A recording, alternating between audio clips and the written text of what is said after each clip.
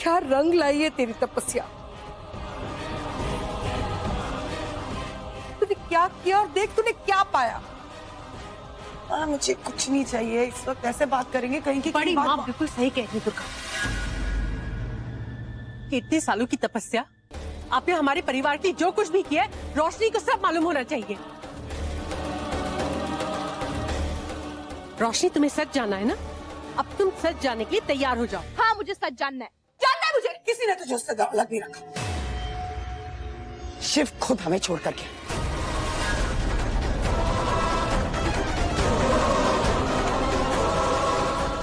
हमने तुझे किसी से दूर नहीं रखा है। It was his call.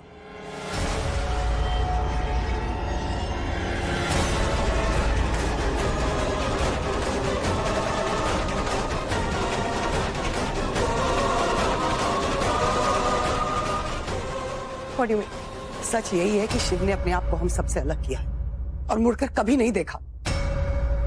क्यों गए वो छोड़ के हमें? तेरे भाई की वजह से।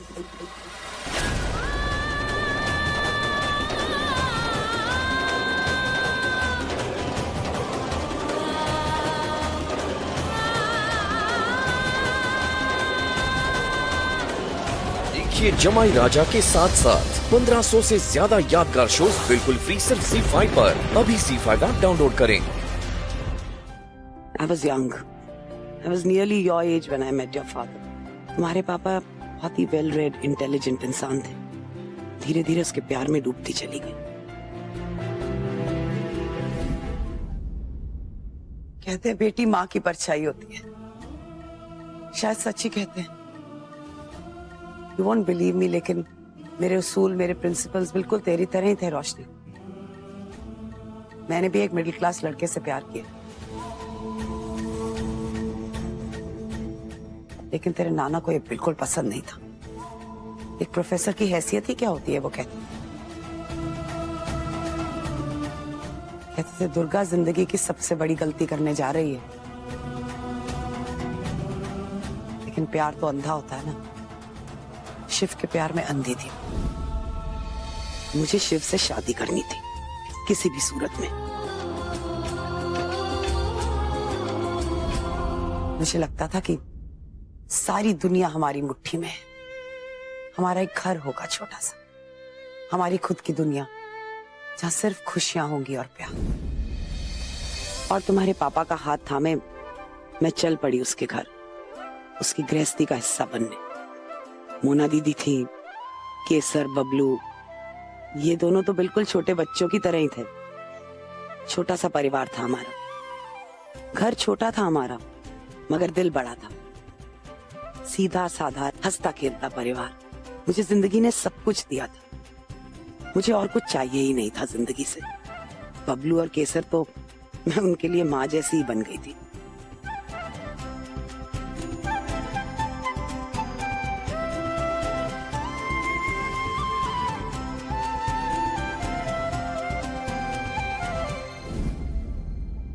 और फिर हमारे घर में एक नया मेहमान आया, तुम्हारा बड़ा भाई। और फिर जिस बात का डर था बिल्कुल वही हुआ। हड़ताल चलती रही, खत्म होने का नाम ही नहीं ले रही।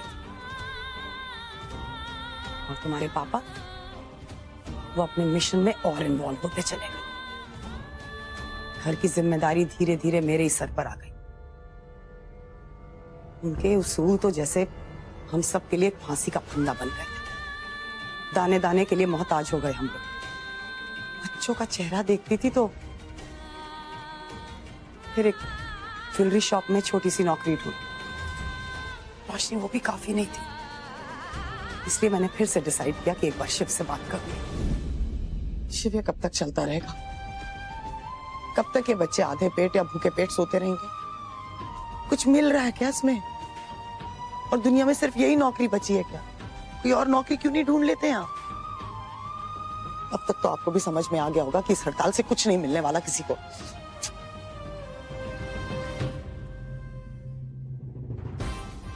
भरोसा रखो दुर्गा, बहुत जल्द हम अपनी मंजिल तक पहुंचने वाले हैं। कुछ ही दिनों में हमारी डिमांड सुनी जाएंगी और मानी जाएंगी। हमारा हक है दुर्गा, हमारे बच्चों का हक। बस कुछ ही दिनों की बात है। शिव हमेशा कहता है, दुर्गा चिंता मत कर, सवेरा होने वाला। लेकिन ना पॉप हटी, ना ही सवेरा हुआ। फिर अचानक रोहन की तबीयत हद से ज्यादा खराब हो गई। इसके पेट में तो अल्सर है, आप फौरन इसे किसी हॉस्पिटल में एडमिट करवाइए। इतने दिन से खाता क्या था ये? मैं इसे अभी सरकारी अस्पताल ले चलता हूँ, तुम इसका सामान पैक करो। संभालिए संभालिए। देखिए शिव बाबू, आपके बच्चे की हालत बहुत ज्यादा बिगड़ चुकी है। मेरी माने तो आप इसे किसी प्राइवेट हॉस्पिटल में एडमिट करवा दिए, वहाँ इलाज अच्छा होगा।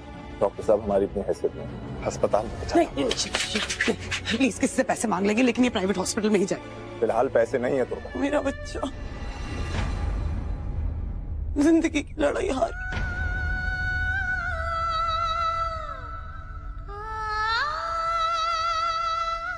लेकिन उस हादसे के बाद मैं शिव से हमेशा हमेशा के लिए अलग हो गई।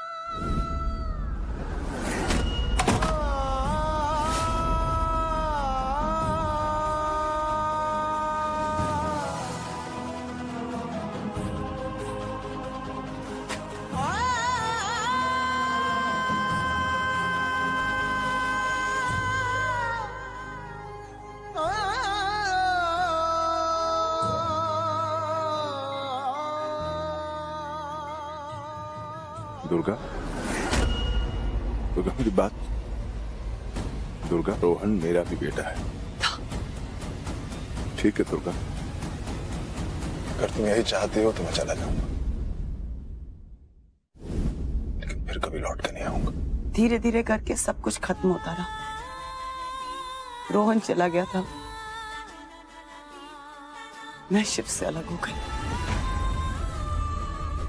और ये सदमा मेरे पिता नहीं बर्दाश्त कर पाया। वो भी माँ के पास कोई सहारा नहीं था, अकेली पड़ गई, इसलिए मेरे साथ आकर रहने लगी। बस मोना दीदी थी जो एक चट्टान की तरह सहारा बनकर खड़ी रही, लेकिन उनके ससुराल वालों ने भी उनको घर से निकाला। सैम के बारे में भी नहीं सोचा। कई बार ऐसा लगता था कि अगर मैं मर जाऊं वही सबके लिए बेहतर होगा, लेकिन फिर तेरा चेहरा देखती थी,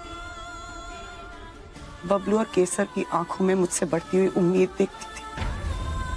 अगर उस बात को लेकर तुझे गुस्सा है तो यू आर राइट बेटा, मेरे पास और कोई चॉइस ही नहीं थी।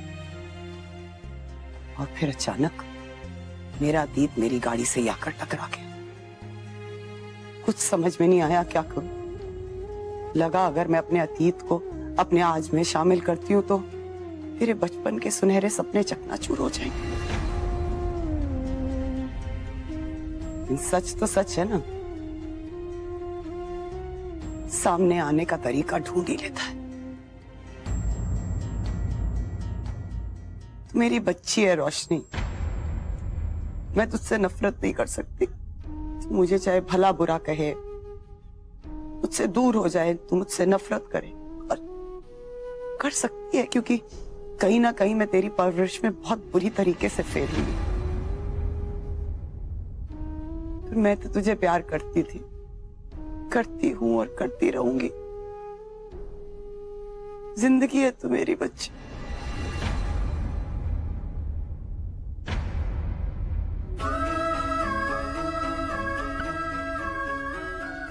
आप फेल नहीं हुई है माँ, आप फेल नहीं हुई। फेल तो मैं हो गई।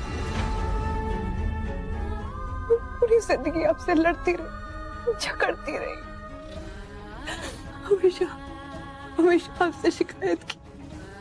कभी कभी ये जानने की कोशिश ही नहीं की कि आपने क्या सैक्रिफाइस कर दी। देखिए जमाई राजा के साथ साथ 1500 से ज्यादा यादगार शोज बिल्कुल फ्री सिर्फ ZEE5 पर। अभी ZEE5 ऐप डाउनलोड करें।